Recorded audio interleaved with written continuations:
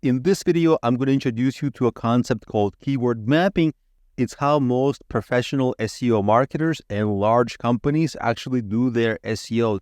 And I would actually like you to do this along with me for your business. It's going to help you organize your SEO. And if you're a freelancer, this will set you apart from all the other freelancers because this is like a higher quality service. So the first step is to gather all the possible keywords that your business can rank for.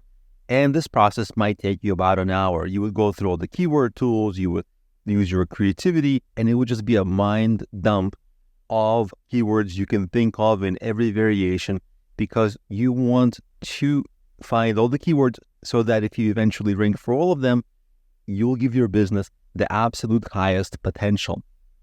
And in a second, we're going to narrow them down. The first way to narrow them down is to break them up between, are they important for you or are they kind of secondary importance? Most of the time, that decision is solely on how lucrative are those keywords. I made a test example for you, and I'm going to show you how to do all of this using free tools, Google Docs and Google Sheets. There are more sophisticated tools for doing this, but they are not free. For example, SEMrush, which we're going to cover later in this course. But here, I just wanted to make sure that I'm doing it with free tools. So no matter what your budget is, you can still do this and follow along. Let's say somebody's searching for a phrase like business plan for a restaurant. There's no sign or a guarantee that they're looking to pay. They may be looking for a tutorial, most likely free. You may upsell them something later, but it's really a lot harder to upsell from a piece of content like a blog post than from a sales page. On the other hand, let's say somebody is searching for course discounts or online business courses. You know, they understand that they have to pay for this, especially if they're already looking for discounts. They understand they have to pay and they already want the courses. So these would be more lucrative. The same thing with business coaching because people know they have to pay for that. So these kinds of terms would be higher priority to rank for because they are more lucrative. And maybe the same with these business books. And so here, you just want a lot of keyword variation and break them down between important and less important. Long term, you want to rank for all of them, but you want to prioritize the most important ones because you're probably going to end up running into this issue of like having too many keywords and being stuck like which one to rank for first. That's why we need this priority.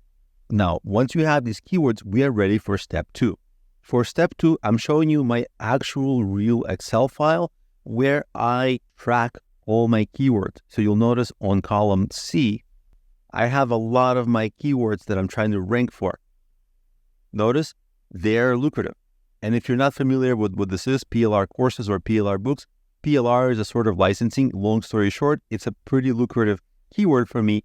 So it's an important one for me. And you see that I organized my keywords and I created pieces of content already. In your case, what you would do is plan which keywords are you going to target with which pieces of content. Some keywords, like the main keywords that your business is about, you can probably try to rank for that with your homepage.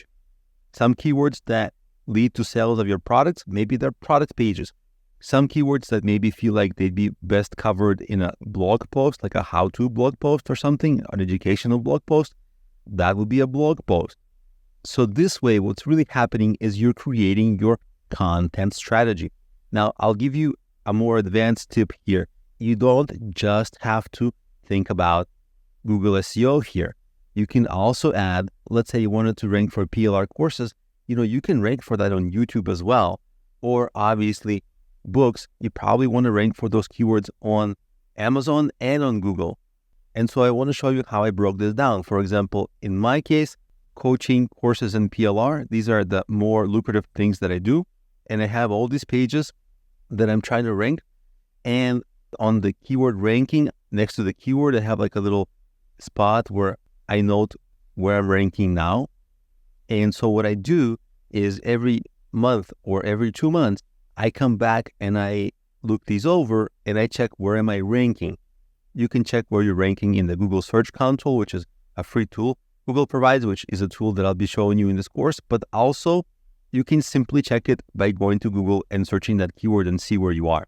Nevertheless, the most important thing is every once in a while, like every month or every 2 months, come back and do something else to that page to make it rank higher, like maybe build some links to it, maybe add some content, maybe add some rich media like photo or video, maybe make it faster, or many of the things we're going to be covering in this course, so that you can constantly come back over it and do more things to help it boost its ranking. Because the mistake most beginner marketers make, they find keywords, they make a page, and they never come back to that page again.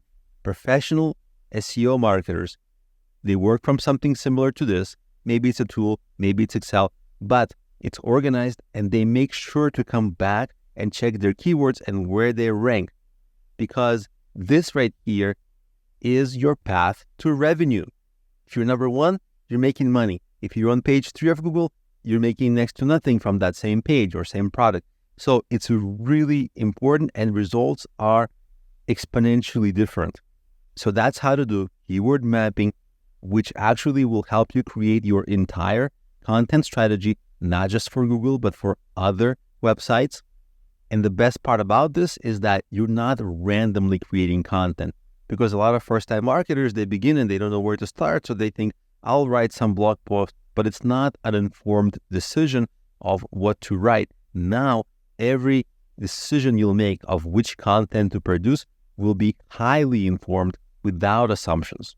So now that you see how important it is to have such a page and a list of your most highest priority keywords and pieces of content, try to create a similar spreadsheet for yourself. So as you're finding your keywords, hopefully, as you're watching these videos, you're not just finding them and forgetting them. You're finding your keywords, noting them in a list of keywords to try to rank for, and plan pages that you'll make in order to rank for those keywords. So definitely, at least start your own such document now.